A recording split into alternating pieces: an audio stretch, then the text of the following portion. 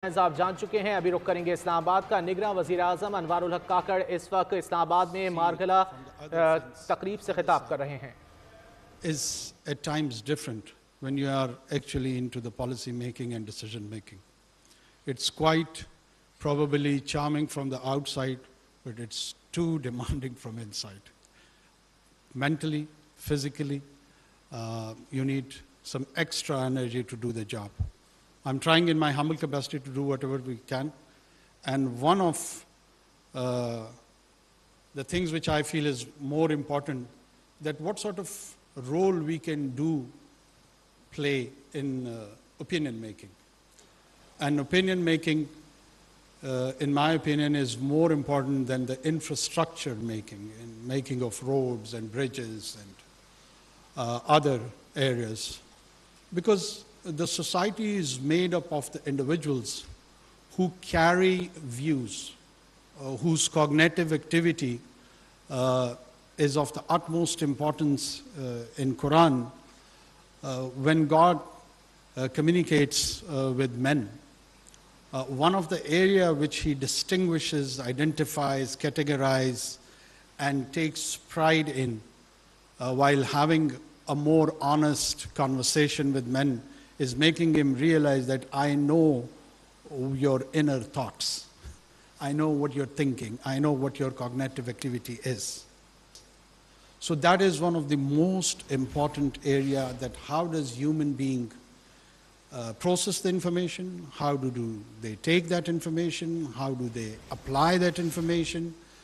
And the quality of that information process is so important. So our role in the policy making and decision making is of course important, and one has to play that role. But other than that, contributing in opinion making is a duty which should be delivered not just by the people in the helm of affairs, but by each and every individual and citizen. This is one of the area where utmost honesty is required. We do need honesty in other areas, but this is somewhere where we cannot deviate even in the slightest of its terms. The given topic or theme, that evolving security environment, I would try to briefly comment, and these are all my generic comments. I don't claim to be an expert. I never wanted to be one. If I see and try to peek into the history of mankind of more or less of 5,000 years, documented one. The non-documented, of course, is still an unknown area. I see an evolvement of the human society in different shapes. And that evolvement from the Greek city-states to the Roman Empire, from coming to Byzantine, and then the Sasanians and the rest of the Persian Empire. Every epic era has its own value system. And those value systems, they determine the ethos of their own time, political ethos, economic ethos, the preferred religious ideas, from paganism to monotheism. All these journeys, they fascinate me as an individual, and they have a deep implication in the evolvement of the human society as a whole. How does the monotheist idea generate from the Middle East, and how did it become part of the continent? A very interesting journey. And how did the pagan Europe, from the settlements of the Vikings and others,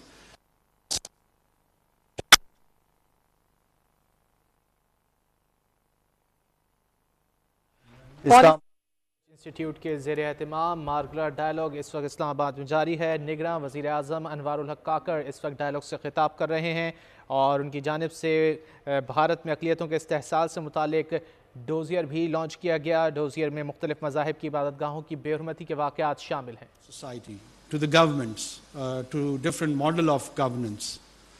And coming back to our region, We probably had, when I say region, I mean larger Asian family. We did also respond, and we did design some of our own experiments, from the Abbasis to Umayyads rules to Ottomans and Seljuks. How did we interact with the other side, if there is another side of particularly European continent? And when this generally more or less concluded post 14th century, the new Enlightenment and Renaissance deeply impacted and had implications for one another.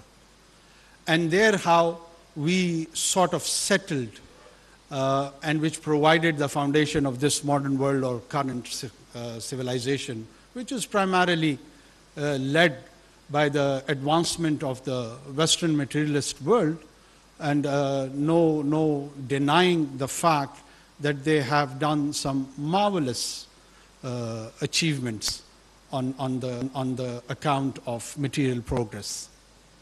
But at the same time, all these progresses have generated multiple or many conflicts around the world, around the globe, which in my opinion primarily is related to its question of identity, but that identity is in a subtle way shaped up and translated more in economic and political terms and the governance structure. And that masquerading and designing of a new governance arrangement has given birth to new challenges. And those challenges are enunciated into the agreed narrative of the global communication framework. You hear about non-state actors, state actors, as if they are all gospel truth and have divine sanctions behind such narrative. But they are the settled communicating tools for the current day and time. When we reach post-Second World War, when the decolonization almost finalized, other than few more years post-Second World War, early 60s was almost done with the decolonization. A new interaction and engagement between these nation states, which had its roots in their respective empires, and those empires converged and morphed into these nation states. They gave shape recently to the Cold War, and then post-1990 on the collapse of Soviet Union and the socialist system. It was cleverly linked with the triumph of democracy and the triumph of capitalism, and an era of unilateralism led by United States along with the rest of the Western Hemisphere, was run almost 2 decades. By the advent of millennium, I think so the realization of more of multilateralism grew, and that multilateralism, and people started talking about, as we saw a new resurgent Russia, the rise of China, coming of India as a major economic power, forums later on like BRICS. So they all generated this new conversation and referral points about the multilateralism. Where do we fit in? Where do we fit in all of this saga?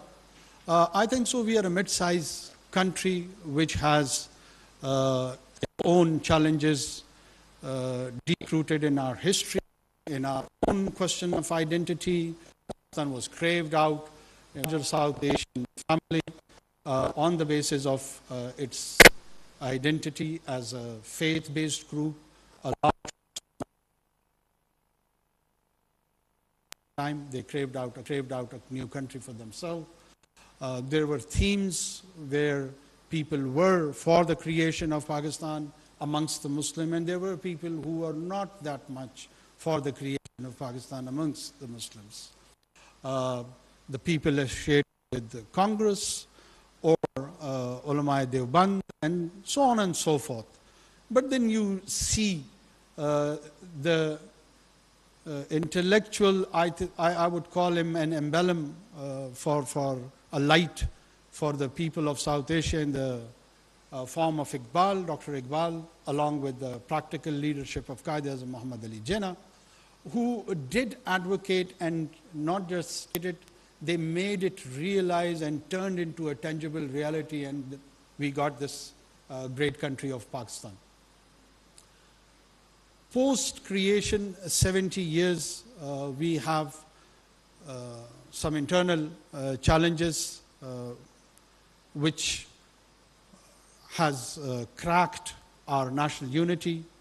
Prior to 1970, we saw the bifurcation of this country into two major components, and later on, the western part, which is today's Pakistan, did rise again to the occasion and has transformed itself into a viable economy, a viable state which has its own defense capabilities, not just capable security apparatus, but it transformed itself where the external aggression has almost gone to minimum due to our own strategic weapons and rest of the achievements which we did in the coming years.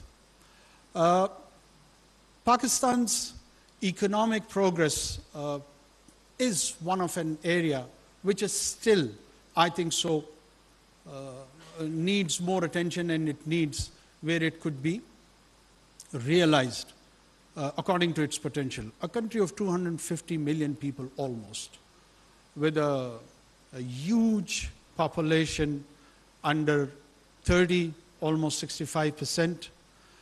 That energy needs to be channelized, that energy needs to be tapped and translated economically, which I still feel is underinvested.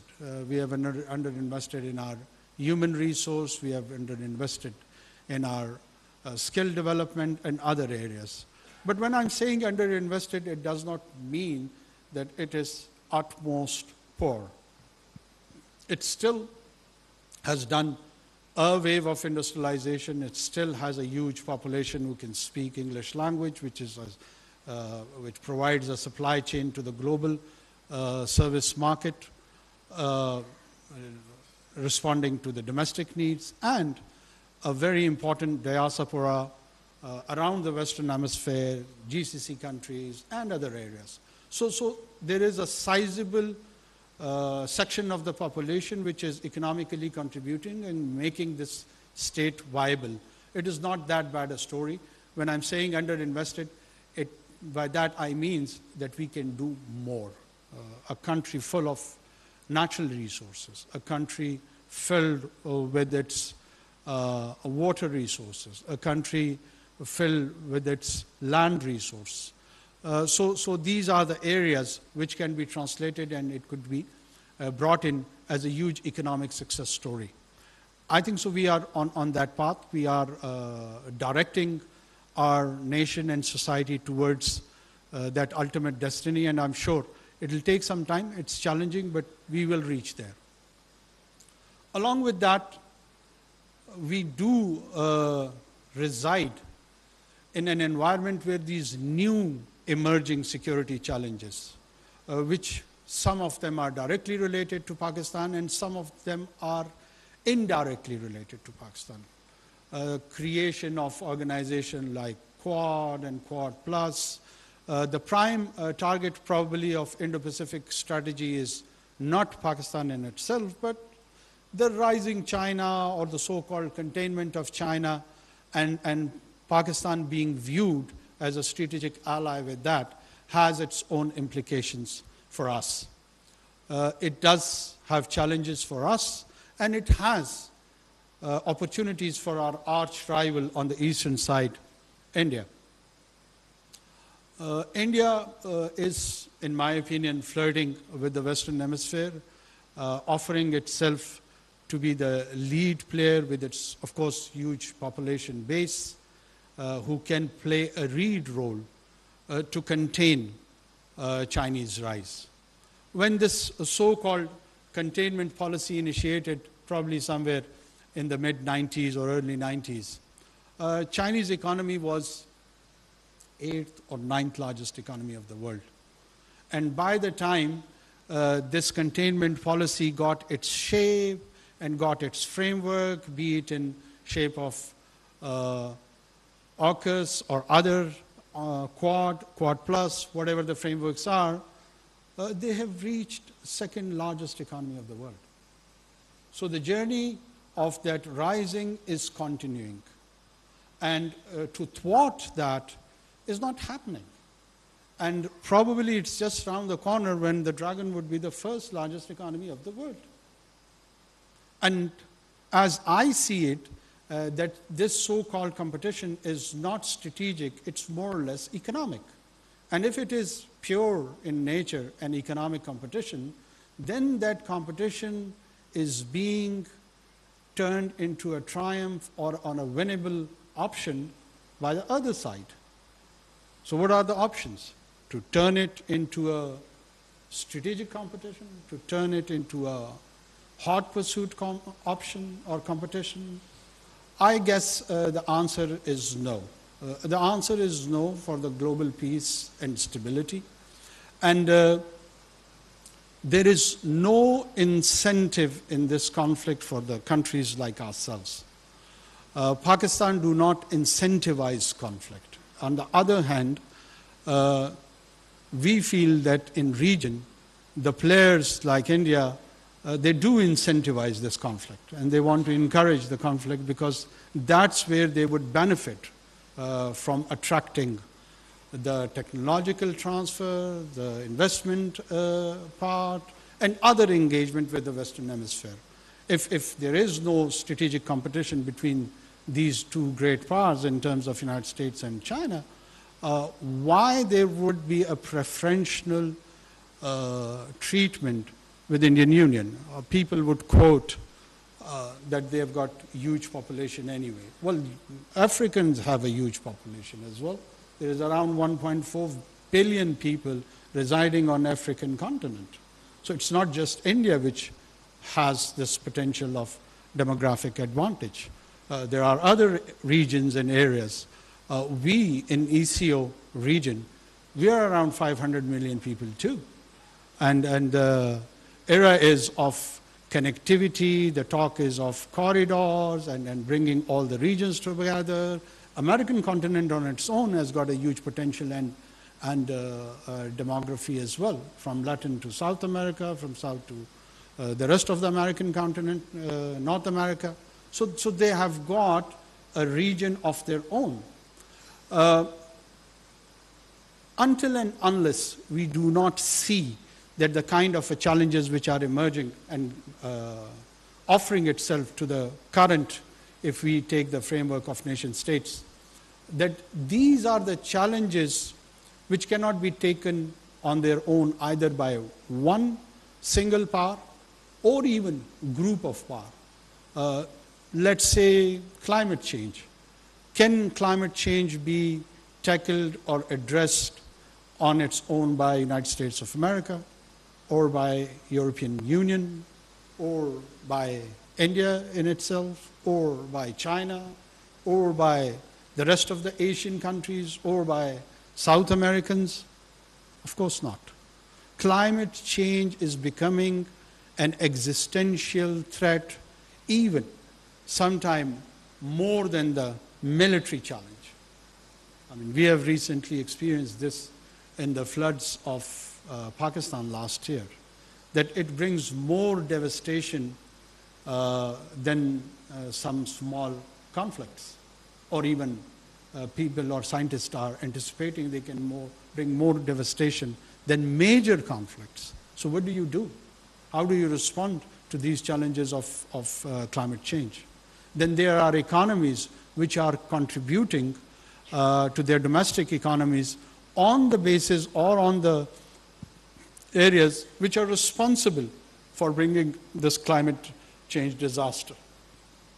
How do you morph those economies where the mitigation can be addressed, and at the same time this transformation of those economies is morphed into green economies?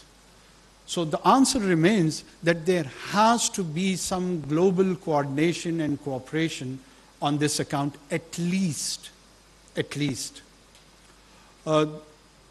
Major conflicts around the world, be it on the European continent or other continent, we are now realizing that if we become selective and we choose double standard on the definition of war ethos, when it is happening on European continent, we will violently, particularly in terms of Russo-Ukrainian war, or if it is recently happening in Middle East, what is the entire globe is experiencing one of the medieval, or even probably there is no parallel in the medieval world of such barbaric and horrific acts which are being committed by the state of Israel. This half-hourly clock is brought to you by कोई harsh smell नहीं देती. Golden Pearl Hair Off. And Innovex solar energy, दिल की फिक्र से बेफिक्र.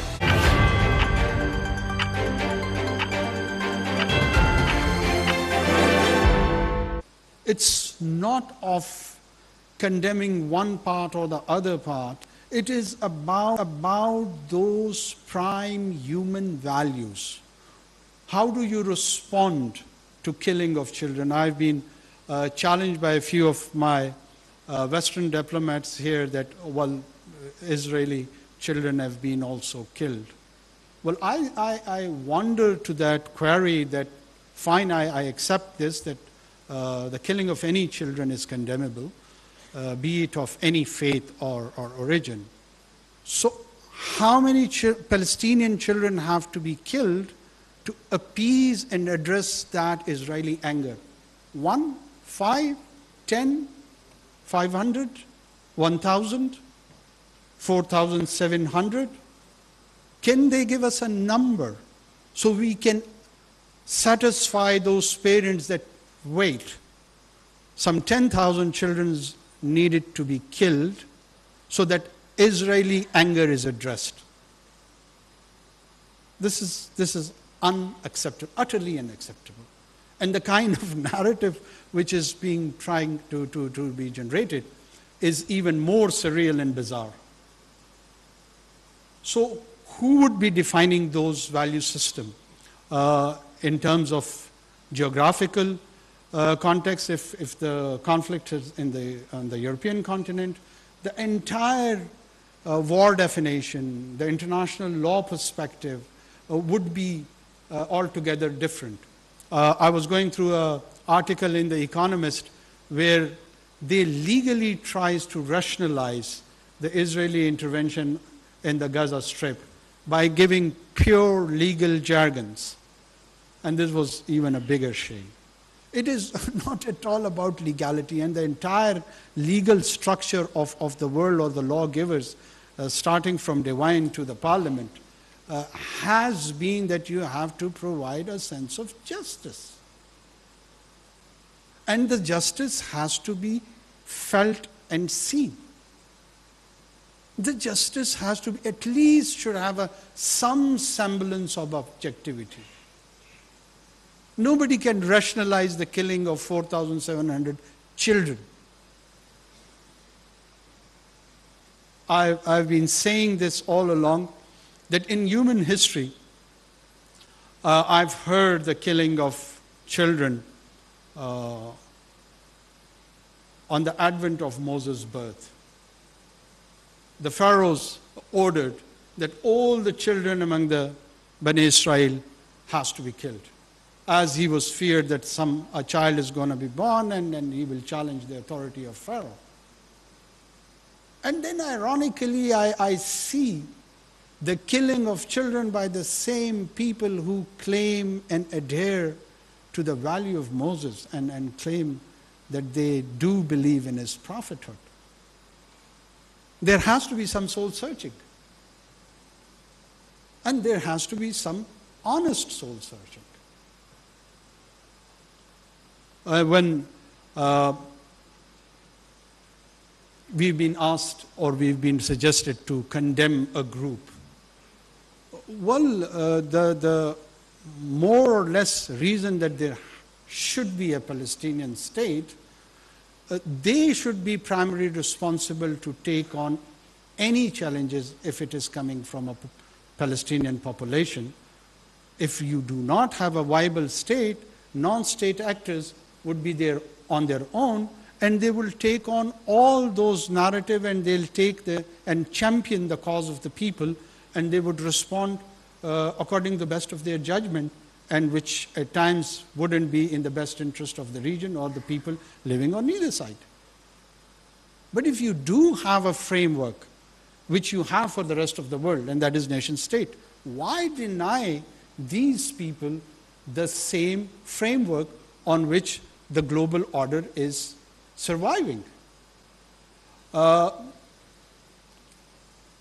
Coming back to our own region, we do have a lot of opportunity to have connectivity from the Central Asia to West Asia to the Caucasus, and from here even there are opportunities to rest of the South Asia.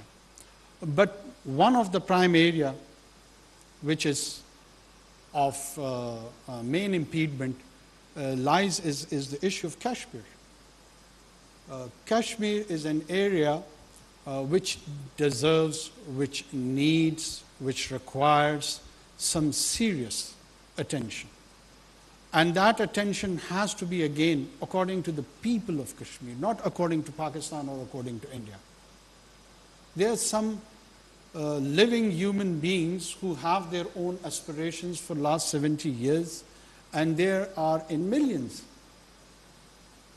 And the Forum of United Nations has promised them through its resolutions that they would look into their aspirations, political aspirations, and would seek and ask them that what is their political destiny and future, and that would depend on a plebiscite in which they would be asked, rather than Pakistan imposing a solution or India imposing a solution. And how on earth all these democratic powers, someone big, someone mid-sized, someone small, but all claiming to be Democrat, deny this basic democratic exercise to the Kashmiri people? I mean, I'm astonished. How could we do that? Well, you can postpone this. You can postpone this. I would even refer it to the Middle East and Kashmir both, to a year, 2 decade, 4, 5, 10, 20, 3 centuries, 5 centuries, but it has to be addressed. The nations, they have patience. The nations with a sense of history, they can outlive any sort of colonization and know how to survive and outlive those colonization. It has been taught to all of us in the lessons of history. Otherwise, with distinct identity, these nations, these groups wouldn't have survived for generations. There are multiple examples where people have been colonized for even centuries. But eventually that colonization does receive its own part of challenge. And that challenge does get some sort of conclusion. We, on the other side, on the western border, I hope that the governance challenges in Afghanistan, the recent transformation get settled, because it is pivotal for us as far as our connectivity with the Central Asia is concerned. And this is a wholesome region. And this region has historical connectivity socially, culturally, with one another. I was on a recent visit to Uzbekistan, and I discovered there are around 3,000 plus words of Uzbek language in Urdu. I do not see that kind of amalgamation with Sanskrit or with other probably South Indian languages. But there are languages of Central Asia, be it Turkmen, Tajik, Uzbeki, and others, which has deep impact on our language, on our culture, on our poetry, on our storytelling, the way people dance, the way they celebrate their folk music, so on and so forth. You do see that identification and commonality with these people. And then there is a huge economic potential in terms of energy, in terms of human services interacting with each other, and offering itself as a manufacturing hub to the outside world, to the Eastern Europe, to the Western Europe, to the rest of Asia. Does Pakistan want that India should be excluded from all this story? Not at all. Not at all. We do see the opportunity and benefit of having trade and connectivity on the eastern side as well. But for that, in order to realize, Pakistan does feel that every individual and nation has to interact in a dignified way. You can't beg to have trade with someone. Begging is not an option, and we definitely will not. Trade and economic activity has to be done through mutual benefit. India is a large economy, it is with a rich population, but if it wants to transform itself into a growth rate between 8 to 10, it has to ensure that it receives unsustainable cheap supply of energy. Until and unless it is not there, I don't think so those lofty economic indicators can be attained. And this region, this corridor, is one way, one option of ensuring to supply that energy supply, unsustainable energy supply to them. We are quite ready, we are quite open to such ideas. But if the other side is going through a disease of hubris, and hubris is a kind of a disease which has been there all along with different individuals, corporate sectors, countries, and everywhere, anywhere, it has come with a single result. Yet to see an exception, and that result is failure. No might, doesn't matter how big you are in size, how mighty you are in militarily or economically, if you are experiencing hubris, the certain recipe is disaster. I'm not trying to be a history teacher over here, but anyone interested to examine this statement can go through the books of history and find it for themselves. So if the neighborhood is going through that, I do not see that it could be converted into an economic opportunity which would be mutually benefit for the whole of the region. We are quite happy that they are having a good trade relations with China, despite their border disputes, despite their differences over the outlook of the world. But they are still doing trade. Pakistan has not shied away from that. Yes, we will examine, we will look into it, that what sort of a trade is beneficial for us. It would not be free for all, it would be a conscious decision. It is our right to examine our own interests, it's their right to examine their own interest and have a framework, if it comes to that, of having good economic relations with one another. But for that, we do need to speak out about the conflicts which exist between us. Until and unless we do not address that, Pakistan feels that having normal relations with the current regime would be very challenging. I won't call it impossible, but it's very challenging. The politics of Hindutva is another challenge. people are very much interested in the radical views of Al-Qaeda and Daesh and other Islamic radical entities. But I am surprised that how do they choose to ignore the politics of Hindutva, which primarily is altogether different to the religion of Hinduism. We don't have any issue with the religion of Hinduism.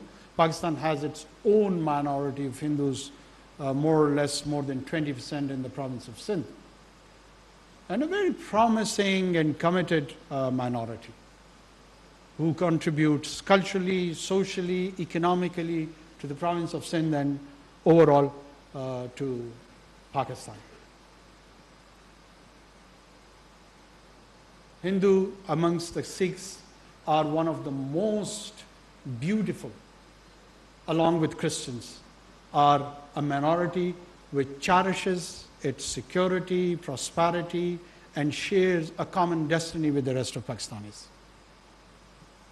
If you go to the interior of Sindh, Seth is a word dedicated to identify Hindu commercial class. And they are socially well entrenched, they are politically well entrenched, they are economically well entrenched. So we don't have any issue with the religion of Hinduism. It's the idea of Hindutva which pronounces itself and targets specially and specifically two major monotheist religions, and that is Islam and Christianity. And according to them, a few centuries back, some outsiders came and they converted the indigenous population to the following of Islam and Christianity, and they have to be reverted back if they have got any right to exist as a citizenry. And they have legislated for that account by the name of Ghar Wapsi movement.